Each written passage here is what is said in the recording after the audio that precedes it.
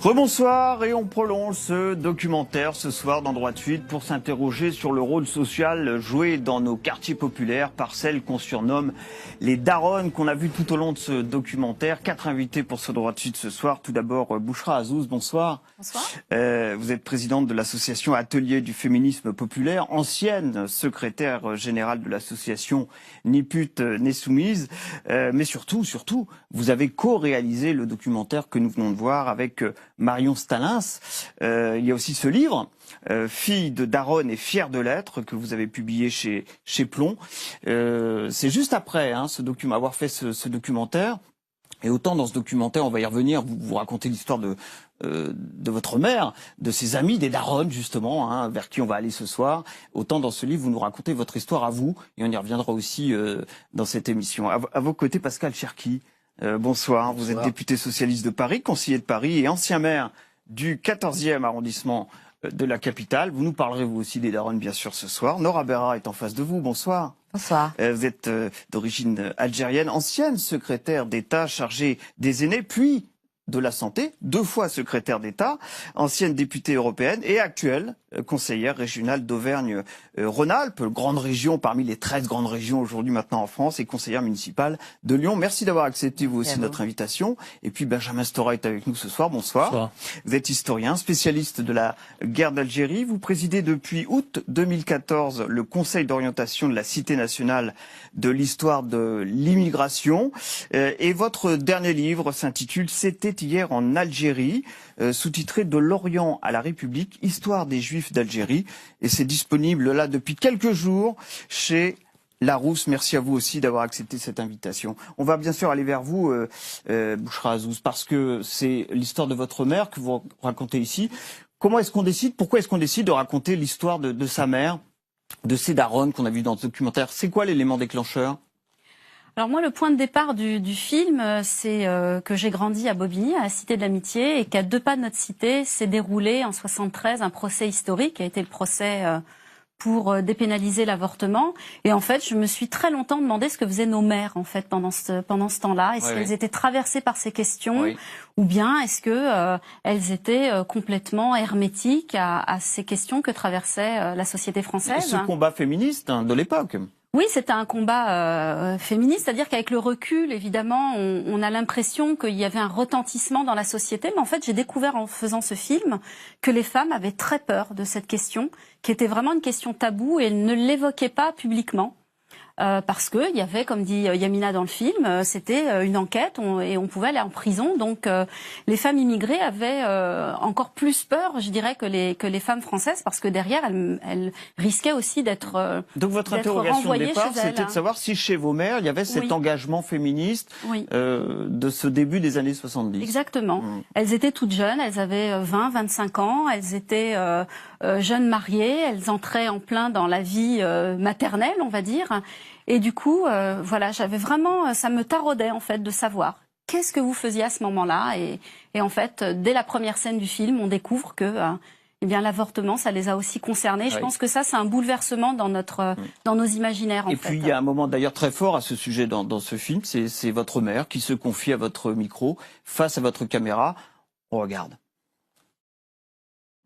Quel aveu devant votre caméra qui vient étayer ce que vous venez de nous dire juste avant. Nora Berra, vous aussi, vous êtes issue d'une famille nombreuse, 11 enfants, dans la région lyonnaise, issue d'Algérie, on l'a dit. Vous êtes reconnue dans ces femmes, vous avez reconnu votre mère, votre daronne à vous?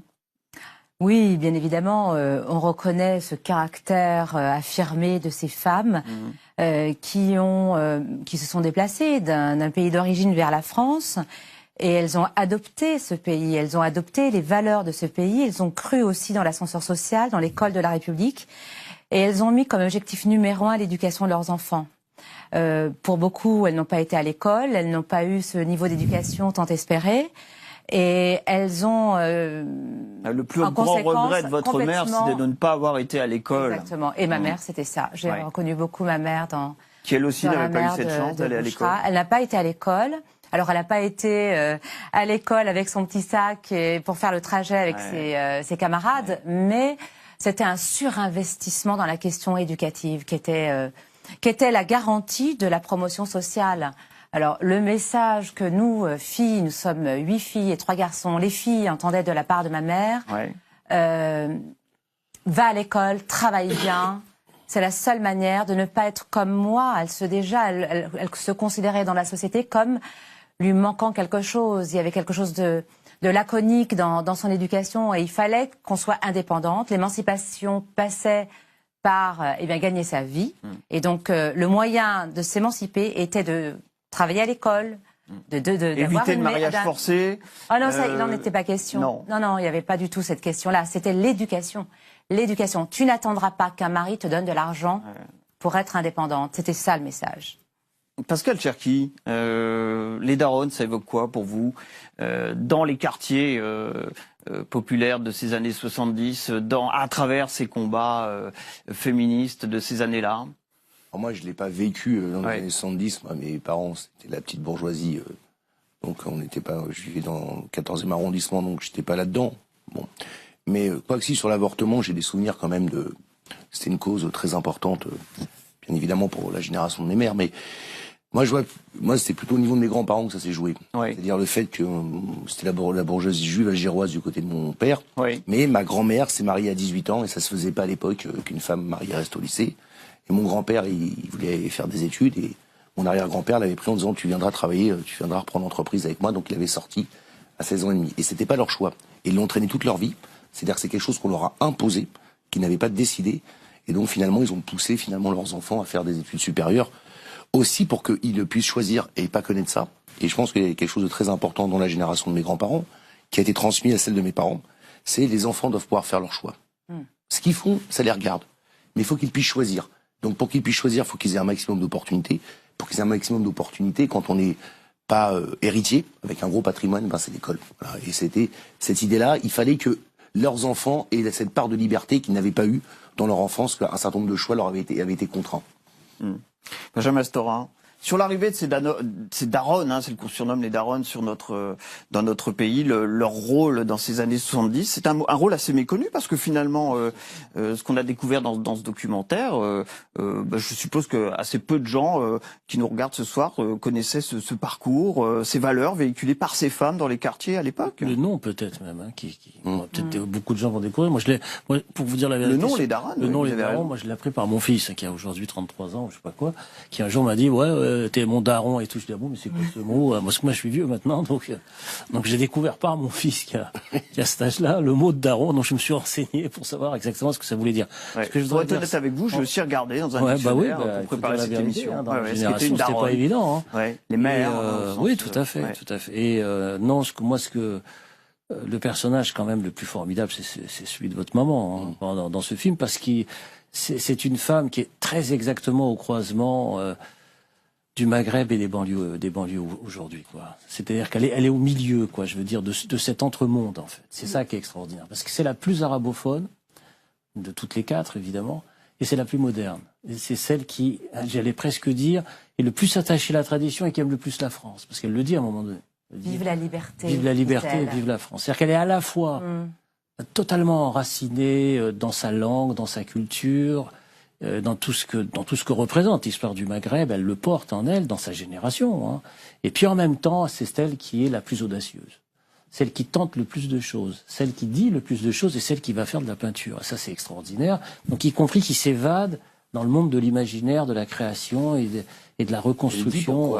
Et elle le dit. C'est son langage. C'est pour ça. C'est son langage, voilà. C'est son langage, son mode d'expression. C'est extraordinaire. C'est un personnage, vraiment un personnage de roman, quoi. Extraordinaire. Parce que il symbolise parfaitement, je veux dire, la trajectoire des femmes qui viennent du Maghreb, et qui sont pas originaires de banlieue, etc., mais qui viennent de l'autre côté de la Méditerranée et qui cherchent à tâtons les voies de la liberté. Comme toutes les femmes, d'ailleurs. Pas simplement. J'en ai vu quelques-unes se mettre à apprendre à lire et à écrire le français à 60 ans, à plus de 60 ans, 70 ans parfois, parce qu'elles ne lâchent pas cette volonté d'émancipation. Elles n'ont pas pu l'exercer jeunes, parce que le poids de la famille, le poids de la culture aussi, souvent, dans le pays d'origine. Patriarcal. Exactement. Le poids ensuite des codes de la société, en tout cas dans cette communauté maghrébine, même en France.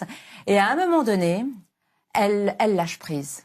elles lâchent prise et elles ont envie, elles aussi d'exister dans cette société, dans leur singularité, dans leur mode d'expression à elles. Ça peut être effectivement la peinture, mais moi j'en ai vu qui ont commencé à apprendre à lire, mais vraiment très tard. Et je trouve ça extraordinaire. Je me permets, il y a un élément qui est intéressant, c'est qu'à la fois c'est le monde des classes populaires, parce que ce sont des classes populaires.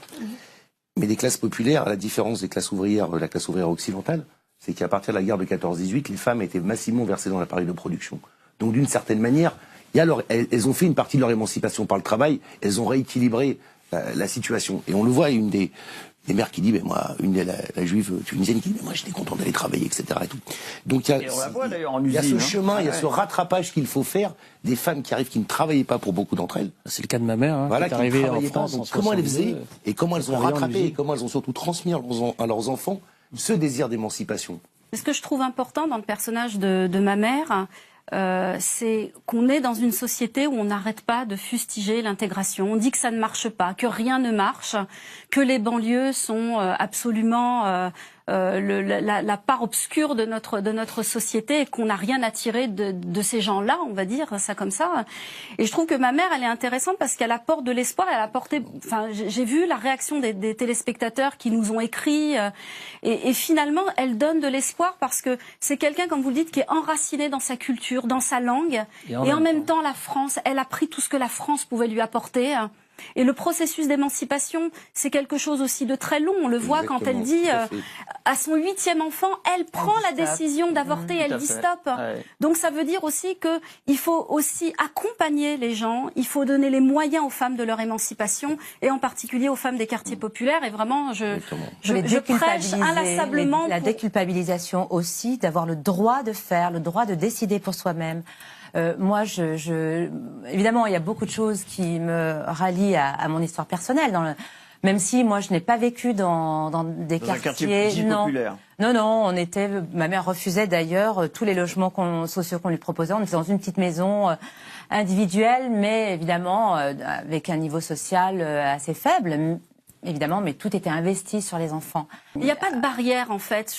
J'ai l'impression que on a le sentiment que la culture est une barrière insurmontable, que la religion est une barrière insurmontable. Et finalement, ces femmes nous font la démonstration qu'il n'y a pas de barrière insurmontable quand il y a une perspective de liberté, quand il y a une perspective d'émancipation. Et ces femmes, dès le début, elles le disent. Oui, on dit que c'est interdit d'avorter dans notre religion, mais finalement, quand on ne peut pas. Et donc, les femmes, pour moi, elles sont porteuses d'une dynamique extraordinaire parce qu'elles dépasseront toujours la ligne rouge. Elles osent oser la déculpabilisation dont je parlais tout à l'heure. Parce que c'est leur intérêt. C'est en fait de s'approprier leur propre personne. Parce que souvent, on leur a dit qu'elles étaient sous la tutelle de quelqu'un, d'un père, d'un frère, d'un mari. Et à un moment donné, elles décident d'arrêter le processus. Vous savez, l'arbre généalogique, à un moment donné, voilà, ce qui va venir est différent de ce qu'on a, de ce dont on a. Alors, on transmet ses enfants, effectivement. Alors, Pascal Pierre, je vous propose, je vais vous donner la parole, mais on va juste passer à mais ça va correspondre à j'imagine, la poursuite que vous donniez à la tonalité de la discussion qu'on avait, parce que ce surinvestissement dans la transmission et dans l'éducation ressort bien aussi à travers ce que dit votre mère, notamment lorsqu'elle revient à l'école où a été éduqué votre frère, j'imagine vos deux frères d'ailleurs, mais là on va surtout voir l'un de vos frères qui a obtenu un doctorat et évidemment votre mère en est particulièrement fière, ça rejoint aussi ce que vous avez dit tout à l'heure. Alors il se dit là ce qui s'est dit aussi de votre côté, on n'était pas riches, il n'y avait pas grand-chose, mais ces mères, ces darons surinvestissaient quelque part sur l'éducation de leurs enfants. Alors en voyant ça, on se dit c'est formidable, évidemment vos deux frères ont réussi, les deux frères qu'on voit en tout cas dans ce documentaire, vous-même. Est-ce que c'est la réalité? Est-ce que vous avez aussi bien réussi que cela? Est-ce que ça c'est une valeur essentielle sur laquelle les darons ont particulièrement réussi dans votre famille, ont permis à l'élévateur social de fonctionner ou pas? C'est la réalité, et là c'est plus complexe que ça, c'est-à-dire que effectivement nous on s'est investi, j'ai deux grands frères pour qui j'ai une affection immense, qui ont été une locomotive pour on est une fratrie de 10 enfants et c'est vrai qu'ils ont été une locomotive extraordinaire. Donc mon frère qu'on voit a un doctorat en physique, aux États-Unis il y a tout un laboratoire qui travaille sur son modèle qui s'appelle le modèle Azus-Borgis et lui il a jamais trouvé de travail. Et ça c'est terrible. Jamais. Votre frère? Mon frère n'a jamais trouvé de travail, donc il a fait 2 ans de postdoc en Belgique et puis de retour en France. Faut recontextualiser, on était aussi en plein dans cette période où il y avait cette montée du fondamentalisme religieux, donc je pense que c'était des métiers sensibles où on avait peur. Parce que là, on est dans les années 90. 90, ouais, où on a peur en fait. C'est des métiers très sous tension, on va dire, et c'est vrai qu'employer des jeunes maghrébins musulmans, c'est peut-être un peu compliqué, mais ce que ça veut dire aussi, c'est que ces films, le livre que j'ai fait, c'est aussi quelque part restituer une mémoire, Oui. et je l'ai fait aussi pour que les jeunes générations d'aujourd'hui sachent aussi par où nous sommes passés, nous, qu'avons été cette première génération. On a dû se battre pour créer cette citoyenneté, alors qu'on venait quand même de colonies. La guerre d'Algérie est toujours, son spectre est toujours là, et encore plus à notre génération. Et il faut qu'ils comprennent que l'engagement, il est éminemment politique, et que sans des politiques publiques fortes pour contrer les discriminations, ben, probablement qu'aujourd'hui encore, des jeunes docteurs en physique n'auraient pas de boulot, et heureusement que les choses ont un peu changé. Alors, vous, à l'inverse, vous êtes une bel exemple, même un exceptionnel exemple de réussite. Vous êtes quasiment au sommet de l'État, 2 fois secrétaire d'État. C'est grâce à votre daronne, à vous, à votre mère Je pense, Oui. effectivement, moi je Ouais. rends hommage à ma mère tous les jours. Ouais. Grâce à l'éducation très stricte, Ouais. parce que, comme on dit, quand on a 11 enfants, il faut les maîtriser. Ouais. Et donc, s'il n'y a pas de la discipline dans la famille, dans la maison, évidemment, tout peut Ouais. être facilement déséquilibré. Donc, bien sûr, je lui rends hommage tous les jours Ouais. pour... Et vos frères et sœurs ont connu eux aussi une vraie réussite professionnelle grâce à l'éducation de On a eu de vos pratiquement parents, de tous votre mère. un niveau universitaire, donc tout le monde a fait des études après le bac, évidemment, des ingénieurs aussi dans la famille, enseignants, voilà. Donc oui. Dans un restaurant, on peut tirer comme ça une forme de généralité sur peut-être la 2e génération, la 3e génération. Est-ce que les daronnes ont permis d'élever le niveau social de ces familles arrivées du Maroc, d'Algérie, qu'on a vu dans ce documentaire? Je voudrais... Oui. Et vous avez une réponse à ça? Sur le plan historique, l'immigration maghrébine en France est ancienne déjà. Ouais. On est la 3e, 4e génération. Ouais. Déjà, on en parlait tout à l'heure. Il y a ce qu'on a appelé les mouvements des années 80, par exemple. Elle n'en faisait pas partie. Elle est arrivée après. C'est vrai. Donc c'est vrai. déjà 3e, 4e génération. Mais voir réussir ses enfants, Ça, c'est la première chose. c'est quand même une Parce qu'à obsession. chaque fois qu'on parle de l'immigration maghrébine, on a Est-ce qu'elles l'impression ont que réussi à c'est nouveau, etc. faire Deuxième réussir génération. leurs enfants? Les femmes maintenant qu'on voit dans ce film sont pas les femmes, par exemple, qu'on voit dans d'autres documentaires des années 90. Je pense au documentaire d'Imene Benguigui, bien sûr. C'est autre chose. C'est-à-dire, les femmes dans les documentaires d'avant, elles, comment dirais-je, elles étaient enracinées dans une culture maghrébine. Là, c'est quand même différent. On est dans une autre histoire. C'est les années 90-2000. Ce sont des femmes déjà qui sont en mixité d'histoire, qui sont dans l'entre-deux de cette histoire. Donc c'est plus tout à fait la même chose. On n'est plus dans les années 80, par exemple, dans les années 80-90. On est déjà dans une autre histoire de femmes qui se sont engagées, comme toutes les femmes françaises, dans les combats déjà, sans le savoir vraiment, dans les années 70, en fait. C'est-à-dire les années 70, parce que quand on les écoute, c'est des femmes de ma génération. C'est des femmes engagées sur la question de l'IVG, l'amour, le travail social, etc. Et l'éducation de leurs enfants. Des années 50. Et l'éducation de leurs enfants. Alors, précisément, moi qui ma mère est arrivée. Moi, j'essaie de mettre les séquences historiques. Vous voyez, c'est pas les mêmes parcours, c'est pas les mêmes mémoires, c'est pas les mêmes transmissions possibles. C'est déjà autre chose. On est déjà dans une autre histoire où on sait en fait que le retour c'est fini. C'est terminé, on est en France, donc on va se battre dans la société française, et il n'y a pas cette espèce d'hésitation, d'atermoiement sur le problème de l'aller-retour, etc. Ça, c'est réglé. On est déjà dans d'autres histoires. Oui, c'est une question de génération, absolument. En fait. Donc voilà déjà déjà dans ce qu'on la peut dire. deuxième Et enfin, génération. ces femmes qu'on voit, trop souvent, on a trop tendance à les considérer, les femmes d'origine maghrébine ou de culture, enfin qu'importe, comme simplement des gardiennes de tradition. Celles qui préservent la tradition. Eh ben non, parce que ce qu'on voit dans ce film, c'est ça qui est nouveau, c'est ça qui est original, c'est ça qui est intéressant. Ce sont pas simplement des gardiennes de tradition, même si elles le sont aussi. Ça c'est important, mais elles sont aussi porteuses de modernité. Donc c'est pas si simple et pas si évident. Alors Pascal Cherki, que j'ai coupé tout à l'heure. Non, pas du tout. Non, mais moi, je vais faire 2 remarques qui sont complémentaires de ce que vous avez dit. Bon, d'abord, la première, c'est une généralité. C'est vrai que le désir des parents, des mères et des pères, c'est un élément fondamental pour la réussite scolaire des enfants. Ça ne suffit pas, mais s'il n'y a pas ça, c'est très compliqué. Et donc, il y a des cas où ça suffit. Peut-être votre cas. Puis il y a des cas où ça suffit pas. C'est pour ça que je vous rejoins. Il faut aussi qu'il y ait des politiques publiques. Moi, ce que je vois là, et ce qui me paraît intéressant dans la trajectoire ascendante de vos parcours, à vous, Nora Berra, à vous aussi. Qu'est-ce que je veux dire par là? Ça me fait penser, je fais toujours un parallèle qui a aussi ses limites, entre le destin, l'histoire des Noirs aux États-Unis et l'histoire des Beurs en France. Vous avez toujours la même chose. Vous avez une grande bagarre pour l'égalité des droits. Martin Luther King, on a connu ça, la marche de 83, SOS Racisme. Un pouvoir public qui commence à y répondre, puis qui arrête d'y répondre. Ça a été la guerre du Vietnam aux États-Unis, ça coûtait trop cher, donc on a arrêté les politiques publiques antidiscriminatoires. En France, le deuxième septennat de Mitterrand qui a tourné le dos à ça, et depuis, toc toc. Et puis vous avez donc eu, à un moment donné, qu'est-ce qui se passe? Et donc, comme il n'y a plus de grands politiques structurantes, de grands discours structurants, il y a recomposition. Alors il y en a une partie qui émerge et qui devient cette classe moyenne noire qu'on a aux États-Unis et cette classe moyenne beurre qu'on a en France.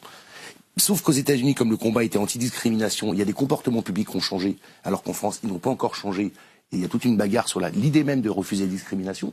Mais on voit cette ascension. Comme aux États-Unis, ils ont 15 ans d'avance, ils ont eu un président des États-Unis, mais ils ont eu un chef d'état-major et tout. Là, en France, on est encore à la génération des Rachida Dati, Nora Berra, Malek Bouti, mais ça viendra dans 10 ans. Je veux dire, cette question est ascensionnelle. Et puis, vous avez les gens qui sont les oubliés des politiques publiques.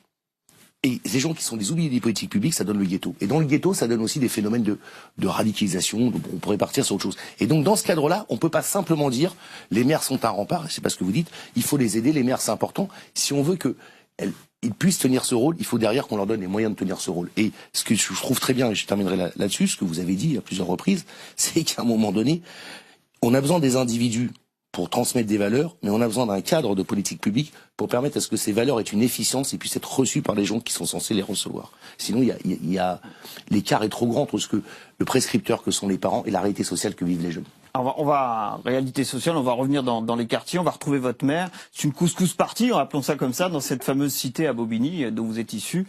Et votre mère est au centre de cette couscous party, regardez. 8 ans, Alors voilà, c'est la daronne, on pourrait dire la maman, la mère qui est au centre de toutes ces discussions. Elle donne le couscous, elle s'inquiète de savoir si l'un et l'autre vont bien, si elle travaille bien, si on trouve du travail ou pas. C'est ça le rôle des daronnes aujourd'hui au cœur de nos cités. Aujourd'hui, en 2016, c'est un rempart à peut-être un certain radicalisme qu'on voit dans nos cités. J'ai vu que vous le disiez dans une interview, notamment à l'Obs ces derniers jours.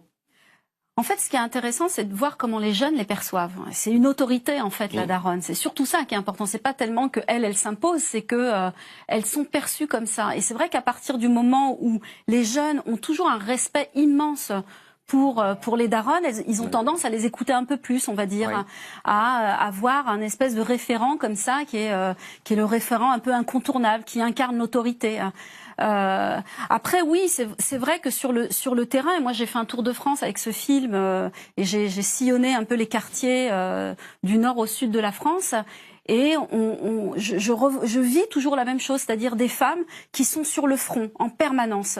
Que ce soit quand il y a des émeutes, que ce soit quand il y a un mort, hélas, quand il y a des difficultés, et elles font face aux difficultés telles qu'elles se présentent à elles. Et vous disiez, à Grenoble, par exemple... Vous dites dans cette interview à l'Obs, avant c'était l'indélinquance, la drogue, aujourd'hui il y a un risque de radicalisme. Et dans votre livre, que j'ai évoqué tout à l'heure, qui s'intitule « Fille de daronne et fière de l'être », où vous racontez cette fois votre histoire, et non celle de votre mère qu'on voit dans ce film, vous dites que vous-même avez été tentée par le radicalisme, moi, j'ai fait partie des premières filles qui se sont voilées en France, en 86. J'étais ado, j'étais en première, et voilà. Et c'est grâce à votre mère, dites-vous, que ma mère, finalement, elle supportait pas. Mon père voulait vous êtes revenu vers le militantisme et vous avez quitté cette voie. En fait, c'est ça. Quand je fais ce film, en fait, je découvre quel a été le parcours de nos mères. Au-delà d'être des mères, elles ont été des femmes et elles se sont battues par rapport à toutes les contraintes qu'elles vivaient. Elles se sont libérées d'un certain nombre d'oppressions. Et c'est vrai, quand elles nous ont vus, nous, au milieu des années 80, commencer à se voiler à l'iranienne, c'est vrai que c'était insupportable pour elles. Elles se sont dit, attends, nous, on a fait des avortements clandestins, on s'est battus, on est venu en France, on s'est sacrifié pour pouvoir avoir des filles qui s'émancipent, qui réussissent par l'école et qui finalement arrivent à faire ce que nous, on n'a pas réussi à faire. C'est exactement ça qu'elle vous a dit à un moment de votre vie. Vous aviez fait un choix vers plus de religion, vers le radicalisme, ce qu'on appelle aujourd'hui le radicalisme. C'est le langage qu'elle vous a tenu? Regarde d'où je viens. Oui.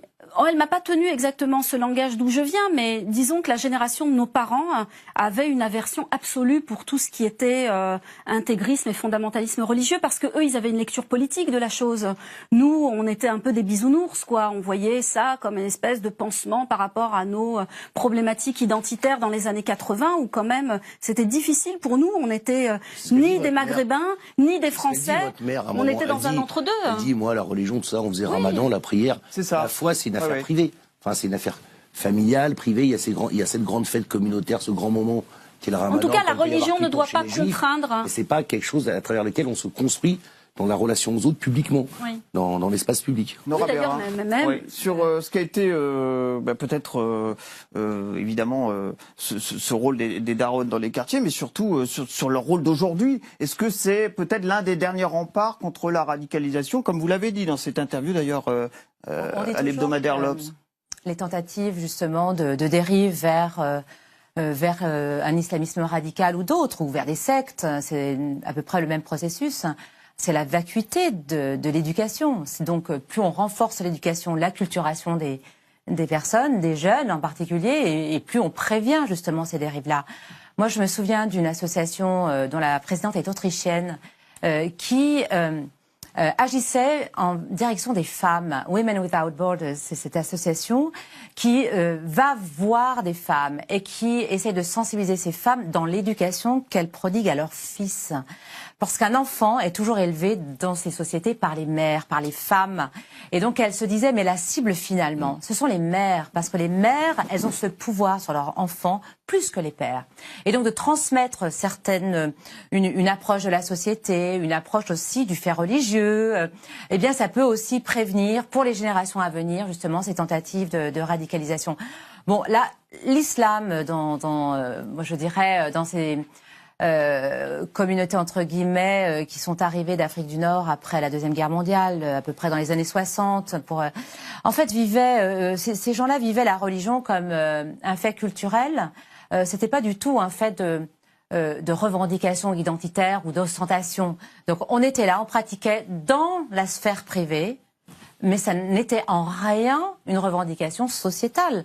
Et c'est vrai qu'il y a eu une grande mutation entre ce moment-là... Est-ce qu'il y a une incompréhension peut-être des générations, alors à ce moment-là, entre les darons, les générations d'aujourd'hui, sur ces questions-là on dit souvent que certaines jeunes femmes aujourd'hui ont recours au voile, au religieux, pour s'affirmer dans la société d'aujourd'hui, à leur manière. C'est compliqué d'y répondre pourquoi la radicalisation. Je pense qu'il y a plusieurs causes. Oui. On ne peut pas schématiser. Olivier Roy disait à juste titre, il y a une islamisation de la radicalité, c'est en partie vrai.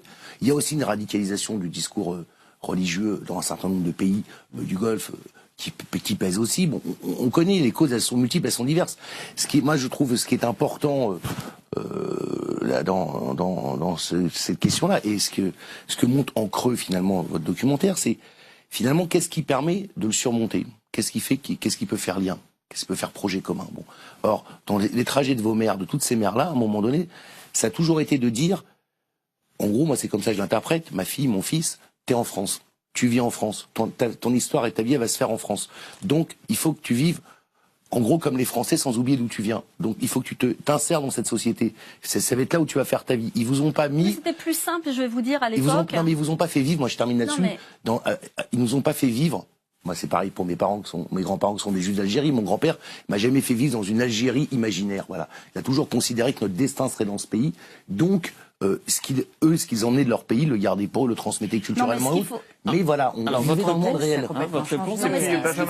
Ce qu'il faut dire de manière très synthétique, c'est que la génération de mes parents, quand ils arrivent dans leur quartier, le quartier, il y a un projet commun, y compris dans la cité, avec les patronages, avec les mouvements d'éducation populaire. Donc pour nos parents, c'était assez facile, enfin j'ai envie de dire, parce qu'il y avait une dynamique. Et donc effectivement, ils n'opposaient aucune réticence, aucun frein à ce que nous, leurs enfants, on participe. Mes frères étaient scouts, on allait au patronage, etc. Donc le problème, c'est qu'aujourd'hui, tout ça a disparu dans les quartiers. Donc aujourd'hui, pour soutenir la parentalité, il y a quoi? Il y a presque plus rien, si ce n'est massivement des associations cultuelles qui vont vous faire des cours de religion, des cours d'arabe, des cours de... Et il n'y a plus le projet commun qu'on est capable de partager. Simplement, non, moi en un mot, je dirais ce que les mères peuvent être des remparts Oui. par rapport à ce qu'on sait aujourd'hui. Moi, il y a un grand fossé générationnel dans la société française d'aujourd'hui. Il y a beaucoup de colère, quelles que soient les politiques de droite ou de gauche, enfin qu'importe. Il y a beaucoup de colère dans la jeunesse d'aujourd'hui et je pense que les maires ont du mal à la maîtriser. Peut-être que ce qu'on pourrait dire de ce documentaire qui manque peut-être, c'est ça. C'est-à-dire le problème de la colère de la jeunesse aujourd'hui, que les maires n'arrivent pas vraiment non plus à endiguer. On le voit dans les quartiers nord à Marseille, dans l'est de la France, dans le nord, etc. Et on peut pas leur faire porter le poids de la responsabilité de l'endiguement de cette colère. La société en On général. ne peut pas remplacer. Mais elles ont du mal aujourd'hui à faire face. Non, mais ce qui est La société, elle est plus du Il tout nous la reste même. une minute, on va se la partager. Je veux dire, ce n'est absolument pas comparable, le contexte dans lequel nous, on a grandi, et moi en dehors des quartiers, mais et la société actuelle. Aujourd'hui, il y a une colère chez toute la jeunesse. Et vous regardez ce qui se passe dans le monde, le repli identitaire, il est partout. Il n'est pas uniquement qu'en France, il n'est pas uniquement dans certains quartiers. Le repli identitaire, la question identitaire se pose partout. Donc à un moment donné, il faut que chacun se remette en question sur sa propre responsabilité. On parle des maires, elles sont une solution. On parle des associations, ce sont aussi une contribution à l'équilibre de la société. Mais aussi le corps enseignant.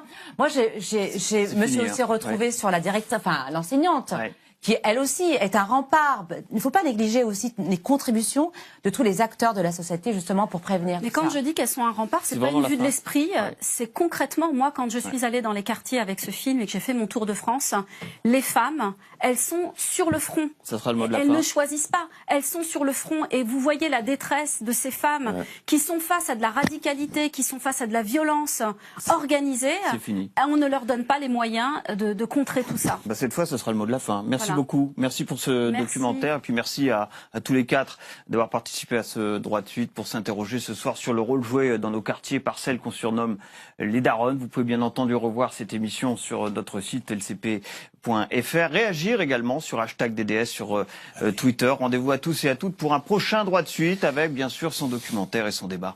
À bientôt. T'as raison, c'est une relation dialectique.